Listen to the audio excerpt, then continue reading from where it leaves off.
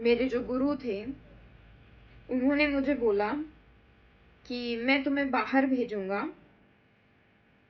पर तुम्हें मेरे साथ दोस्ती करनी पड़ेगी। कि मेरी मम्मी ने मुझे ये बात बोली थी, जहां आपको लगे ना कि आप ये बात बता नहीं सकते हो, समझ जाना कि आप गलत हो। दिक्कतें तो आती हैं, क्योंकि आप एक लड़की हो, और लड़की जब बाहर निकलती है तो दिक्कतें तो हमेशा उसके आजू बाजू ही रहती हैं। सब रिश्तेदारों को पता चल गया। जब भी घर जाती थी तो रिश्तेदार पूछने लगे थे कि अब कब जाओगी वापस, कब जा रही हो तुम चाइना। मेरी दादी माँ गुजर गई, और जाते जाते मेरी दादी माँ बोलती थी कि मुझे ना तुझे हवाई जहाज में बैठते हुए देखना है। मुझे लगा कि मैं उनका ये सपना भी पूरा नहीं कर पाई। मेरा नाम मुस्कान शर्मा है और मैं हरियाणा भिवानी जिले से बिलोंग करती हूँ। पिछले 2 सालों से मैं चाइना में एज अ योगा टीचर काम कर रही हूँ, वर्क वीजा पर। जैसे ही मेरा जन्म हुआ, मेरी दादी माँ रो पड़ी।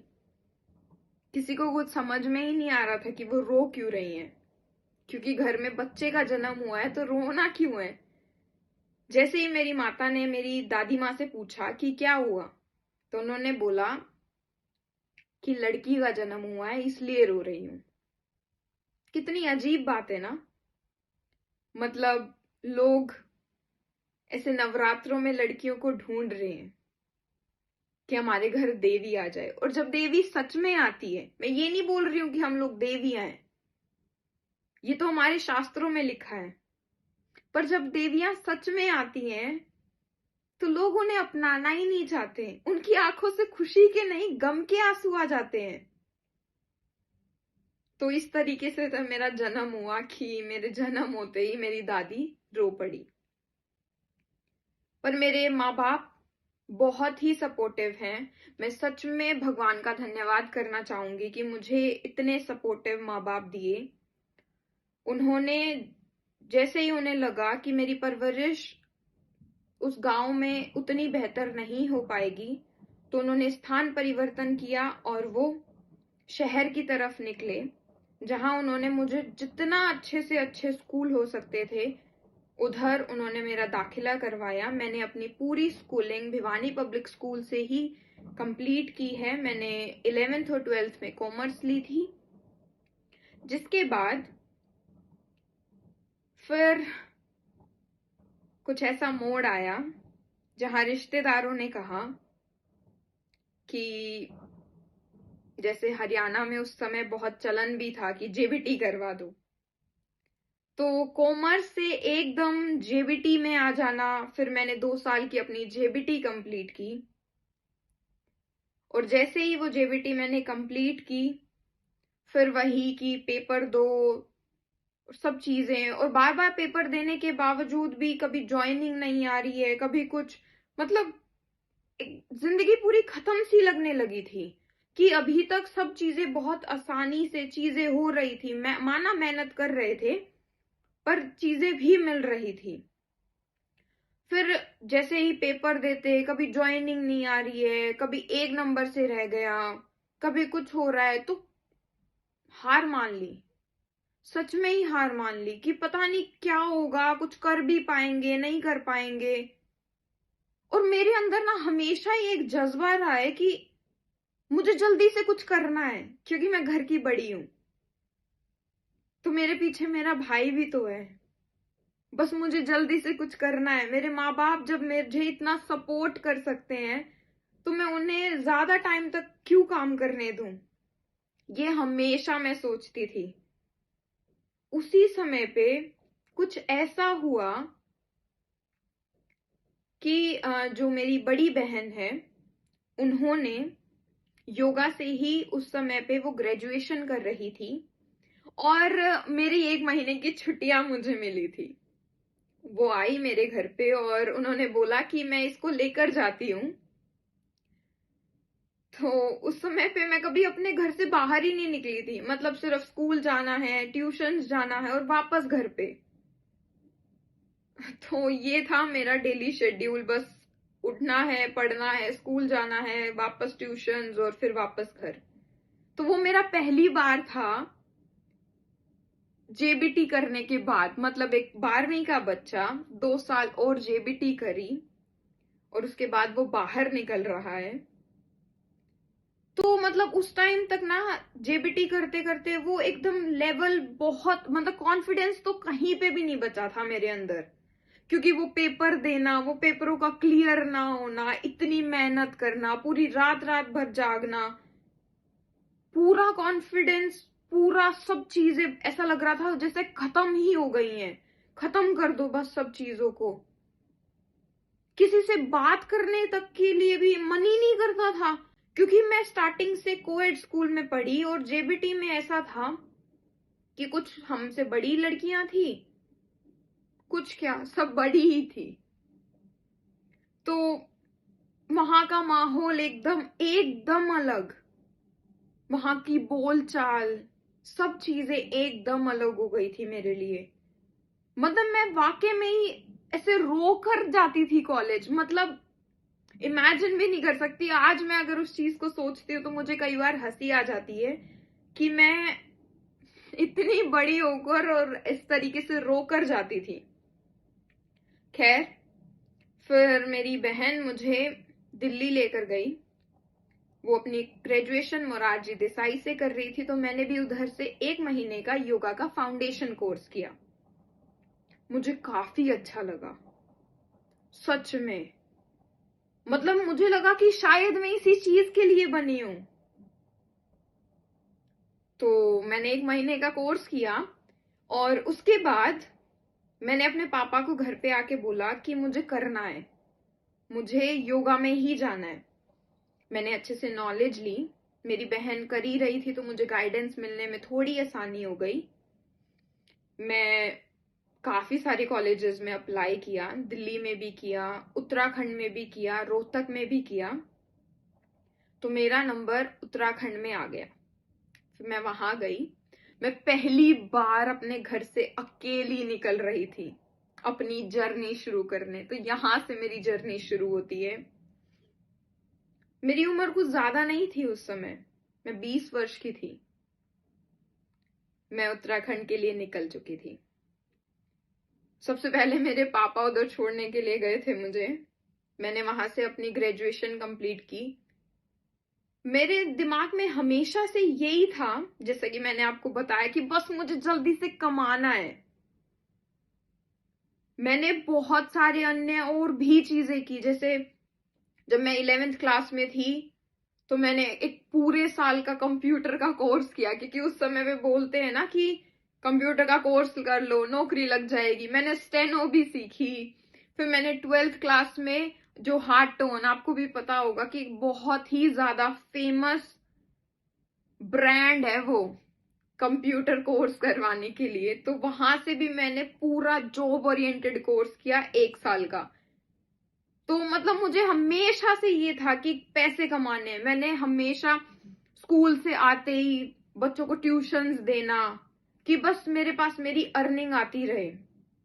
तो बस यही जज्बा मुझे लगता है कि मुझे कभी रुकने ही नहीं दिया इसने। और मुझे लगता है कि लड़की चाहे छोटी हो बड़ी हो, जब वो अपने पैरों पे खुद खड़ा होने का सोच लेती है ना, तो उसे ना पीछे नहीं देखना चाहिए। और वाकई में ही अपनी खुद की कमाई ना खुद की ही होती है। मैं किसी को इस चीज के ऊपर घमंड करने को नहीं बोल रही हूं, पर जब आप खुद का कमाते हो ना तो आपको वाकई में ही बहुत ही ज्यादा अच्छा लगता है। तो उस समय मैं उत्तराखंड अपनी ग्रेजुएशन करने के लिए चली गई, पर वहां का माहौल बहुत ही ज्यादा अलग था। मुझे आप लोगों को ज्यादा बताने की जरूरत तो नहीं है शायद, पर उधर का माहौल कुछ इस तरीके का था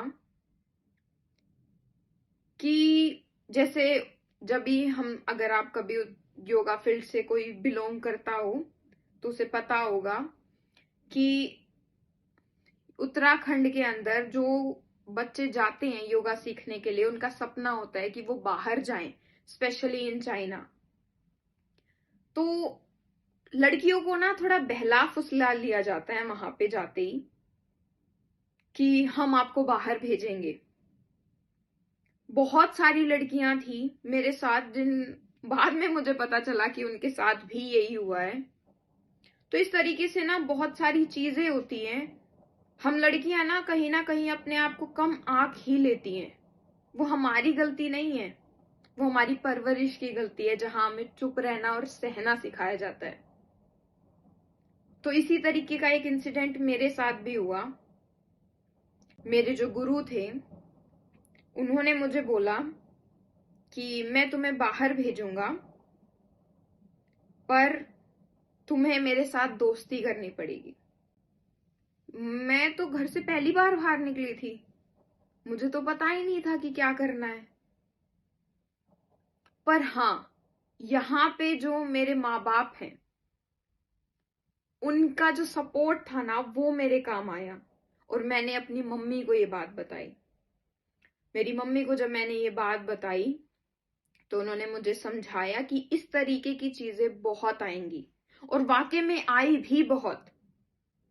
उन सिर्फ एक ने नहीं, बहुत लोगों ने बोला और आज भी बोलते हैं। अगर मेरी कोई भी बहन या भाई वहां पढ़ने के लिए जा रहे हो तो आप लोगों के साथ भी यही होगा। क्योंकि यहाँ वहां पे ना इस चीज को ट्रेंड बना दिया है कि कैसे बच्चों को यूज करना है, चाहे वो पैसे लेकर करें, चाहे वो कैसे भी करें, करना है, बस यूज करना है उनका। तो बस वही चीजें। लेकिन मेरी मम्मी ने मेरा बहुत साथ दिया। और कहते हैं ना कि माँ की सबसे अच्छी दोस्त बेटी होती है, तो बेटी की भी सबसे अच्छी दोस्त उसकी माँ ही होती है। उनसे बेटर गाइड आपको कोई कर ही नहीं सकता। तो बस मेरे साथ भी ऐसा ही कुछ हुआ। मेरे साथ जो भी होता गया, मैंने कभी दूसरे दोस्त की तरफ देखा ही नहीं। हमेशा अपने मम्मी को सब चीजें बताती गई कि आज ये हुआ है, आज वो हुआ है। मैं मानती हूँ कि सुनने में ये थोड़ा ऐसा लग रहा होगा कि हर चीजें मम्मी को कैसे बता सकते हैं। तो एक बात बोलना चाहूंगी कि मेरी मम्मी ने मुझे ये बात बोली थी, जहां आपको लगे ना कि आप ये बात बता नहीं सकते हो, समझ जाना कि आप गलत हो। अब आप अपने आप से इस चीज को रिलेट कर सकते हो। मैंने तो हमेशा से ही किया है, और शायद तभी ये रीजन रहा है कि मैं आज यहाँ पे हूं। तो मैंने अपनी ग्रेजुएशन के साथ साथ और अन्य काफी सारे कोर्स किए, जैसे कि क्योंकि योगा के बहुत सारे टर्म्स होते हैं, कि बहुत सारे प्रकार होते हैं योगा के। मैं अष्टांगी हूं, मतलब अष्टांगा योग करती हूँ। वैसे योगा के काफी सारे पार्ट हैं, हथा योगा, अष्टांगा योगा, विन्यासा योगा, अयंगर योगा, और उसी के अंदर और भी बहुत सारी वेरिएशंस हैं। तो मैंने ग्रेजुएशन के साथ साथ ही ग्रेजुएशन के सेकेंड ईयर से ही अपनी क्लासेस, ऑनलाइन क्लासेस देना कि कैसे कर देनी है, कैसे सीखनी है, वो सब चीजें भी शुरू कर दी। पढ़ाई के साथ साथ ही अपने, क्योंकि योगा के अंदर आसन बहुत मेन इंपॉर्टेंट रोल प्ले करते हैं, तो वो कैसे करने हैं और कैसे करवाने हैं, बॉडी को कैसे एडजस्ट करना है, अगर आप मेल बॉडी को करवा रहे हो या फीमेल बॉडी को करवा रहे हो तो वो कैसे करना है, वो सब भी बहुत मायने रखता है। तो मेरे साथ ना बहुत सारे दोस्त थे, मेरे कुछ रूममेट्स भी थी, जो बोलती थी कि तुम यहाँ पर आई हो तो मजे करो ना, इतना सीरियस क्यों होना है अभी से। और आज वही दिन है जो बोलती हैं कि तुम्हारा तो लक था, तुम निकल गई। तो ना जब हम मेहनत कर रहे होते हैं ना, तब लोग हमें रोकते हैं, और जब हम कुछ बन जाते हैं तो वो हमारी किस्मत को बता देते हैं कि इसकी तो किस्मत अच्छी थी। लेकिन वो सिर्फ और सिर्फ आपके ऊपर डिपेंड करता है कि वो आपकी किस्मत है या वो आपने बनाई है। और मैं फक्र से बोल सकती हूँ कि ये मेरी किस्मत जरूर होगी, पर ये मैंने खुद ने बनाई है। तो और मैं ना इतना मानती नहीं थी भक्ति और सब चीजों में, हालांकि मैं एक ब्राह्मण परिवार से बिलोंग करती हूँ।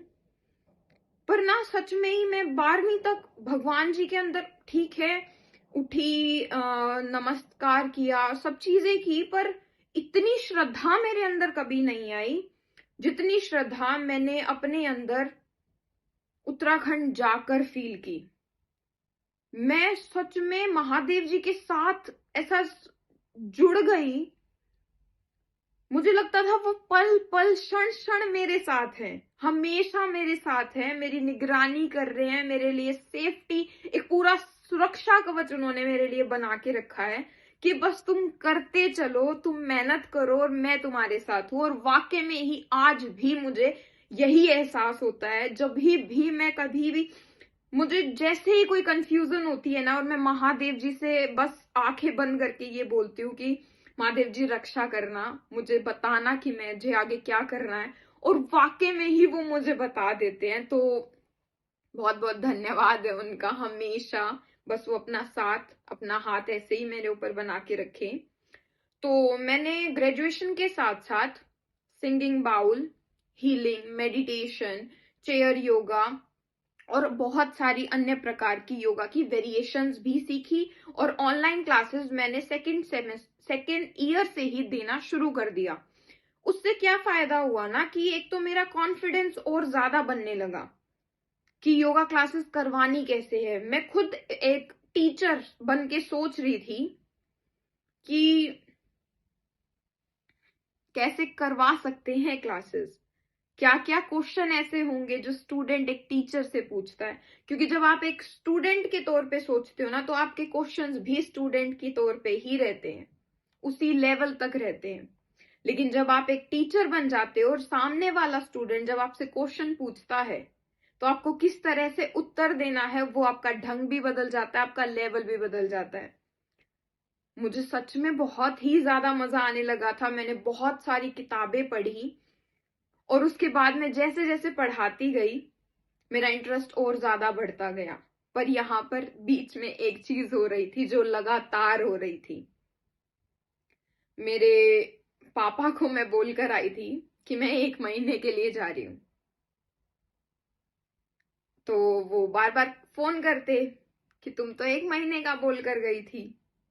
क्योंकि मैंने उन्हें बोला था कि मेरा इंटरेस्ट आ रहा है, तो मुझे एक बार दोबारा 1 महीने का कोर्स करना है, उत्तराखंड से अच्छा है तो उधर से करूंगी। तो बार बार उन्होंने यही पूछा कि 1 महीने का कोर्स था ना, तुम तो उधर ही रह गई। माना पेरेंट्स बहुत सपोर्टिव होते हैं, लेकिन मैं स्टिल एक लड़की हूं और मेरे पेरेंट्स हरियाणा से हैं।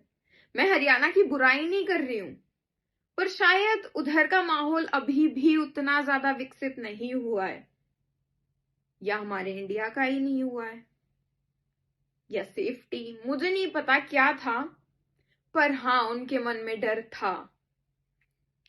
तो वो बार बार, मतलब आप ये लगा सकते हो, हर 2 महीने बाद उनका ये प्रश्न उठता था कि तुम तो 1 महीने के लिए ही गई थी, तो कब आओगी।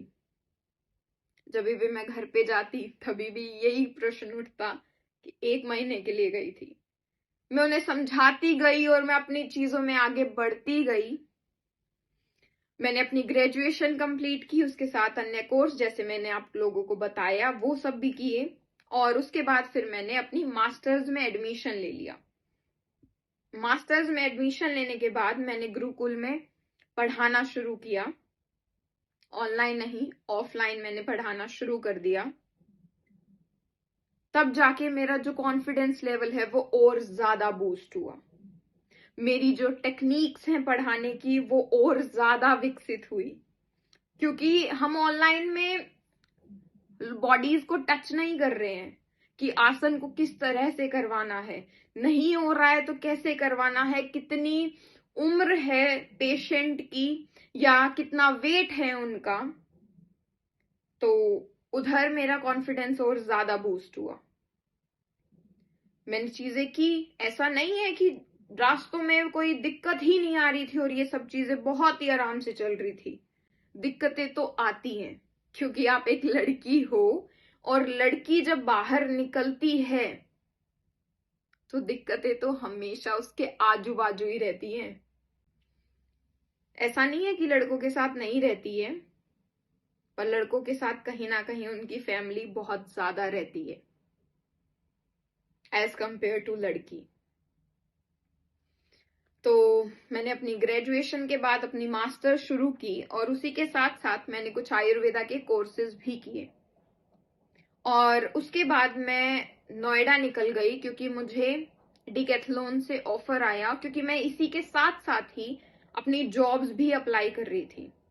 मैंने कल्ट फिट, 24/7 फिटनेस और डिकैथलॉन में भी काम किया है नोएडा में। उसके बाद मैंने उसी के साथ काम करते करते अपनी मास्टर्स कंप्लीट की और चाइना के लिए ऐप आता है लिंक्डइन, इंडीड, ये कुछ जॉब सर्चिंग एप्स होते हैं जहां पे आप इंटरनेशनली कहीं पे भी पूरे वर्ल्ड में किसी भी फील्ड की जॉब को सर्च कर सकते हो। तो मैंने भी अपना कुछ इसी तरीके से जॉब सर्च की और चीजों को फिल किया। और मतलब 6 महीने से मैं ये चीजें कर रही थी पर कुछ नहीं मिल रहा था मुझे। और एक दिन सडनली एक पॉपअप आता है, नोटिफिकेशन आती है कि हमें आपका रिज्यूम अच्छा लगा है, हमें आपके पोस्चर्स अच्छे लगे हैं, तो हम आपका इंटरव्यू लेना चाहते हैं। और वो पॉपअप थी चाइना की, जहां मैं अभी काम कर रही हूँ। मेरे दोस्तों ने, मतलब मेरे साथ जो मेरे दोस्त उधर नोएडा काम कर रहे थे, मेरे रूममेट्स थे, उन्होंने सब कुछ छोड़ दिया कि बस तू जा और चीजें कर। उन्होंने बोला कि एकदम हमें प्रोफेशनल फोटोशूट्स चाहिए। हम लोग रात को ही निकले वापस ऋषिकेश के लिए ताकि हम लोग अच्छी से अच्छी फोटो क्लिक करवा सके और अच्छे से अपना इंटरव्यू दे सके। तो मैंने वो अपना इंटरव्यू दिया। मेरा 4 बार इंटरव्यू हुआ कंपनी में, कभी किसी ने लिया कभी किसी ने लिया। और मैं समझ सकती हूँ कि ये इंटरनेशनल लेवल है, तो इसके अंदर आपका एक्सपीरियंस, आपका कॉन्फिडेंस, आपके पोस्चर सब बहुत ज्यादा मैटर करता है। क्योंकि जब आपको कोई कंपनी बाहर बुलाती है, पूरा खर्चा लगाती है, तो कुछ तो देखेगी ना वो कि आप में क्या है ऐसा जो वो आप में इन्वेस्ट करे। तो मैंने पूरी मेहनत और दिलो जान से वो चीज करी और मैं सेलेक्ट भी हो गई। सिलेक्शन होने के बाद न जाने क्यों 2 महीने कंपनी का कोई रिप्लाई ही नहीं आया। मैं फिर से हिम गई कि अभी तक तो सब सही चल रहा था, क्योंकि घर में तो मैंने बता दिया कि मैंने ऐसे ऐसे करके सब सेलेक्ट हो गया है, सब हो गया है। सब रिश्तेदारों को पता चल गया। जब भी घर जाती थी तो रिश्तेदार पूछने लगे थे कि अब कब जाओगी वापस, कब जा रही हो तुम चाइना। मेरे पास कोई जवाब ही नहीं था क्योंकि कंपनी से कोई वार्तालाप ही नहीं हो रही थी। पर फिर एक दिन फिर से 2 महीने बाद कंपनी की तरफ से मैसेज आता है कि कुछ टेक्निकल इश्यूज हो गए थे, इस वजह से हम आपको रिप्लाई नहीं दे पा रहे थे। उस दिन मेरी जान में जान आती है। उस दिन मुझे वापस लगता है कि हाँ कुछ हो सकता है। अदरवाइज तो 2 महीने तक ऐसा हो गया था कि मैं घर नहीं जा पा रही थी, घर पे बात नहीं कर पा रही थी मैं अपने पेरेंट्स से, क्योंकि उन्होंने मुझे कभी कुछ नहीं बोला पर मुझे ऐसा लगा कि कहीं उन्हें ये तो नहीं लग रहा है कि मैंने झूठ बोल दिया। पर उसके बाद फिर जो मेरा पेपर वर्क शुरू हुआ, एम्बेसी में जाकर पासपोर्ट सब सबमिट हुआ, फिर से मेरा काम थम गया। मुझे समझ में ही नहीं आ रहा था कि ये काम बनते बनते कैसे रुक रहा है। फिर पता चला कि यहाँ पे चीजें एक्सेप्ट नहीं हो रही हैं बिकॉज ऑफ कोविड। क्योंकि चीन और भारत की कुछ ज्यादा अच्छे संबंध नहीं हैं, तो कोविड के बाद मेरा ये सब चीजें, इंटरव्यू सब हुआ था तो एक्सेप्ट ही नहीं हो पा रहा था। फिर टेक्निकल इश्यूज आने लगे एम्बेसी की तरफ से। फिर निराशा आई कि चीजें हाथ में आती आती कैसे फिसल जा रही हैं। मेरे माँ बाप ने मुझे इस वाक्य में ही बहुत ही ज्यादा सपोर्ट किया। सब बोल रहे थे कुछ नहीं होगा इससे, ऐसे ही बोल रही थी। मतलब मैं इतना ज्यादा डिमोटिवेट हो गई थी ना उस समय। मैं झूठ नहीं बोल रही थी, जो मेरे साथ हुआ था वही तो बताया। बस स्थिति तो मैं कुछ बोल नहीं पा रही थी। पर फिर जैसे ही मेरा और उस समय मेरी दादी माँ की तबीयत बहुत ही ज्यादा खराब हो गई। मतलब हम लोग पूरा एक एक हफ्ता उन्हें हॉस्पिटल में रख रहे हैं। जैसे ही घर वापस लेकर आ रहे हैं, 2 दिन बाद उन्हें वापस हॉस्पिटल लेकर जाना पड़ रहा है। हिसार जिंदल से उनका इलाज चल रहा था। और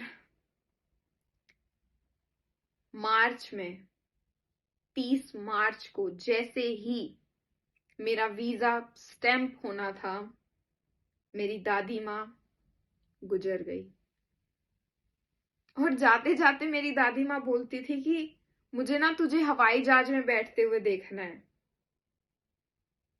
मुझे लगा कि मैं उनका ये सपना भी पूरा नहीं कर पाई।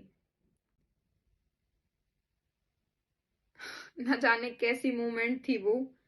समझ में ही नहीं आया कि मुझे खुश होना चाहिए कि मुझे उदास होना चाहिए। जिस चीज के लिए मैं इतने समय से इंतजार कर रही थी, वो चीज आज मेरे हाथ में है। पर आज मेरी दादी माँ मृत अवस्था में, एक हाथ में मेरा उनका हाथ था और एक हाथ में मेरी वो चीज जो मुझे इतने समय से चाहिए थी। कुछ समझ नहीं आया मुझे कि मुझे क्या करना चाहिए, क्या ही तो मैं रिएक्ट करूं। उस समय अस्पताल में मेरे पापा मेरे साथ थे। तभी मैंने थोड़ा सा हौसला दिखाया, क्योंकि मेरी तो दादी है, उनकी तो माँ गई है। मैं और मेरे पापा उन्हें एम्बुलेंस में घर लेकर आए। तब तक सब रिश्तेदार आ चुके थे। वो सब चीजें हुई। उसके बाद मुझे भी जाना था। समझ नहीं आ रहा था, ऐसा लग रहा था कि मैं कहीं सेल्फिश तो नहीं हूं। फिर लगा कि शायद चले जाना ही ज्यादा बेहतर होगा, क्योंकि दादी माँ को भी तो दिखाना है कि बेटी नहीं, बेटा ही हुआ है। बेटी बेटों से कम नहीं है। तो बस सोचा कि करना है। मन को समझाया और बस मैं निकल गई चाइना की ओर। तो आज मैं यहाँ हूँ, पिछले 2 सालों से काम कर रही हूँ। धन्यवाद फिर से एक बार हरियाणा जोश का कि आपने मेरी कहानी अपने प्लेटफॉर्म पे शेयर करने के लिए बहुत बहुत धन्यवाद आपका। चाइना आके लगा कि चीजें हल हो गई हैं, पहुंच गई हूं मैं अपनी जगह। पर नहीं, चीजें इतनी भी आसान नहीं थी। क्योंकि अगर हम इंडिया में चाइना का नाम लेते हैं तो सबसे पहले यही प्रश्न आता है कि उधर खाओगे क्या। वहां तो कीड़े मकोड़े खाते हैं। मैं जिन भी अपने रिलेटिव्स को बता रही थी या जिन्हें भी पता चल रहा था कि मैं चाइना जा रही हूँ, उनका सिर्फ एक ही कहना था कि वहां तो कीड़े मकोड़े खाते हैं, तुम क्या करोगी, तुम कैसे रहोगी, तुम पहली बार जा रही हो। बहुत सारी चीजें। तभी तो मैंने सब चीजों को इग्नोर किया। लेकिन यहां आकर जिंदगी कुछ और ही थी। यहां पर आकर मुझे 3 महीने तक रोटी ही नहीं मिली। जो इनका खाना है बस वही चल रहा था। कभी नूडल्स, कभी कुछ, क्योंकि वेजिटेरियन चीजें। समझ में ही नहीं आ रहा था कि क्या हो रहा है। यही चाहिए था क्या? रुकना चाहिए, वापस चले जाना चाहिए। 3 महीने तक रोटी ही नहीं खाई मैंने। 3 महीने बाद ऐसा हुआ कि नहीं, मुझे यहाँ नहीं रहना है, जाना है। मैंने फिर अपनी मम्मी से बात की। माँ का दिल बोल रहा था कि कोई बात नहीं, फिक्र मत करो, वापस आ जाओ। पर फिर मुझे लगा कि मैं इतनी आसानी से तो नहीं जा सकती हूँ।